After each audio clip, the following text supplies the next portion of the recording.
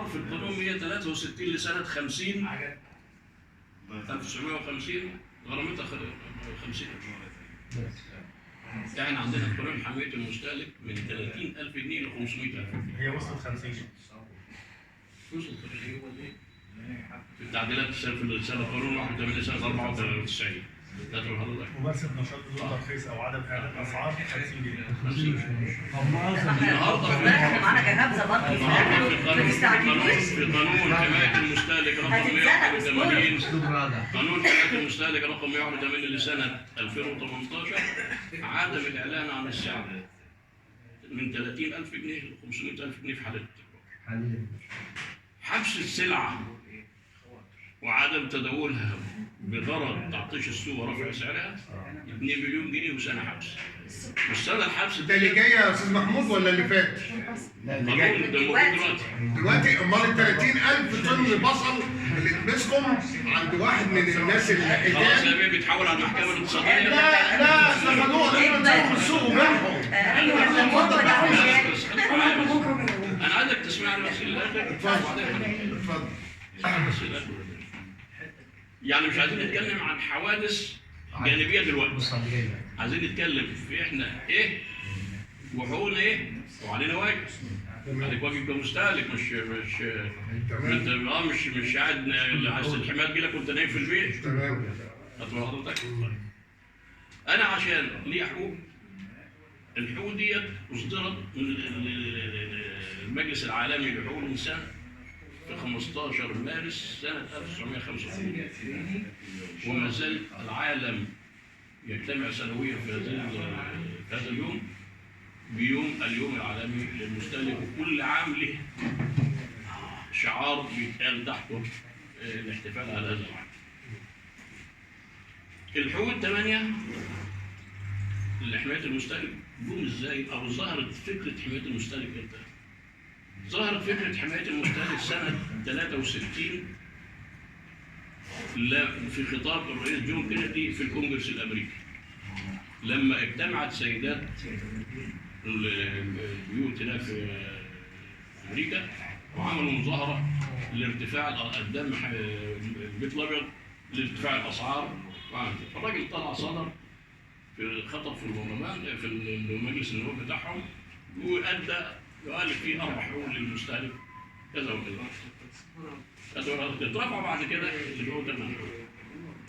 احنا في القانون بتاعنا في مصر بعد اللي رحنا شفناه ودرسناه بره في المانيا احنا عملنا القانون مع الاتحاد الاوروبي بالتعاون معهم. التشريعات دي اتعملت تنسيق ان احنا جبنا من احسن بنود القانون من مواد القانون من الاتحاد الاوروبي. حقوق المستهلك الصحة والسلامة أن يتناول منتج يحفظ سلامته وصحته وأصوله. بدليل يعني أنا اشتريت مثلا مروحة ومتعلقة كويس وهي حصل فيها خلل وقعت أصلا. غير أما يبقى فيه مروحة وأنا أحط صباعي فيها. سوء استعمال. صح. سوء استعمال. فالحق الصحة والسلامة في المنتج يكون ذا جودة ذا صلاحية حق في ده حقي في الكرامة الشخصية. إن أنا أجد الكرامة الشخصية واحترام معتقداتي وعاداتي وكرامتي الشخصية. ده من ضمن حقوق المستهلك. من حق التعويض إن أنا لو أصابني ضرر نتيجة خلل في او عيب نقص عيب في السلعه اللي انا اشتريتها يبقى انا ليا حق دفع الدعوه والطعن. ليا الحق في تلقي المعرفه ان انا اعرف بحقوقي وواجباتي اللي هي الندوات اللي احنا بنعملها. انا عملت قبل الكورونا في 3 سنين بالتعاون مع الهيئه العامه للاستعلامات 180 ندوه في خلال 3 سنين وتوقفنا ودلوقتي بنجدد. من الحلقات كانت معايا. بيتجدد دلوقتي ايه؟ البروتوكول ده يعني بكره هنوقعه بكره ان شاء الله. خدت حضرتك عاملين بروتوكول مع الهيئه العامه للاستعلامات القسم الاعلام الداخلي و اللي هو مركز الاعلام مع رئيس الاعلام الاستاذ الدكتور احمد يحيى اللي هو رئيس القطاع الاعلامي الداخلي في الهيئه العامه للاستعمال التابعه لرئاسه الجمهوريه. هيوقعوا. في برضه بروتوكول هنعمله او قرار هنعمله مع المحافظه الغربيه ومع الدكتور محمود زكي رئيس جامعه طنطا اللي عمل ندوات داخل الجامعات والكليات بتاعه الجامعه. عشان اللقاءات مع الطلبه والتعريف، لان من حقك كمستهلك انك تعرف حقوقك. من حقك بقى كمستهلك برضه انك تسعى الى الانضمام الى منظمات حمايه المستهلك تكون عضو فاعل فيها.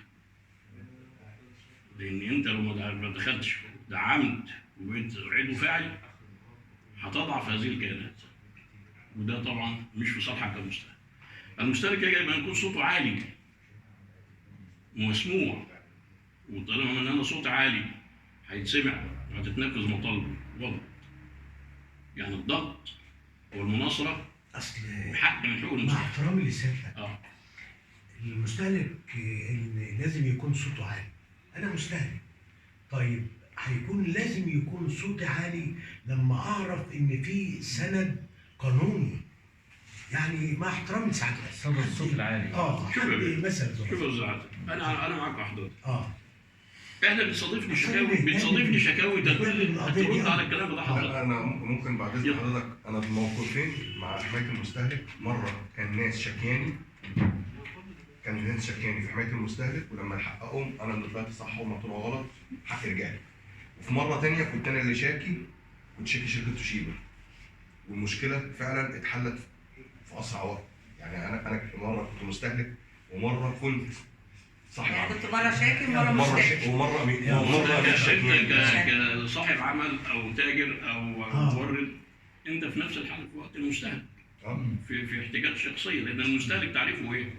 هو كل شخص طبيعي او اعتباري كالجمعيات مثلا تقدم اليه السلعه او خدمه، تقدم اليه السلعه او خدمه ويتعاقد عليها لسد احتياجاته الشخصيه والعائليه. ده المستهلك. معاملات التجار مع بعضها خارج نطاق حمايه المستهلك. خدت بال حضرتك؟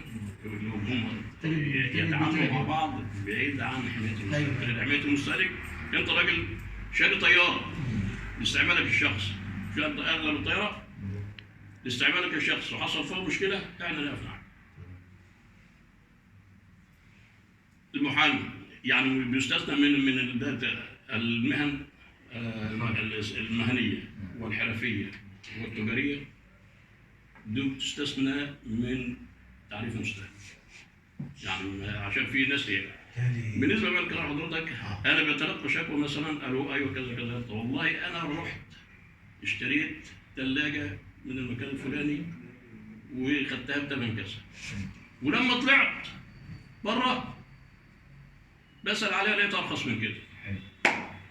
طيب احنا بنقول يا خالد اهو في ندواتنا وفي لقاءاتنا التلفزيونيه والاذاعيه وفي كل المجالات اللي هنتكلم فيها بنقول من حق المستهلك انه يعمل دراسه للسوق قبل ما ينزل يشتري، او يكون كاتب ان يكتب ميزانيه له، ما يكتبش ميزانيه. يعني لما ينزل يشتري ما يكتبش ميزانيه، يكتب احتياجات.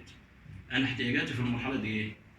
انا عايز كذا وكذا وكذا وكذا، يبقى نازل اشتري الحاجات ديت بالذات. انما لو قلت انا هنزل اشتري ب 10000 جنيه هروح اضيعهم في اي حاجه تقابلني في السكه وارجع وبرضه ما حققتش المطلب اللي انا عايزه. لو اصطحبت معايا الاطفال هيضيعوا لي الميزانيه، هيشبطوا في السكه، ونشتري حاجات ثانيه غير اللي احنا بنشتريها. يبقى اذا عشان اتسوق صح ويكون مستهلك ذكي ورشيد، يبقى اذا انا اعد قائمه مشتريات وليس ميزانيه للمشتريات. كل ساعتك كاتب برضه السلعه عشان اقيم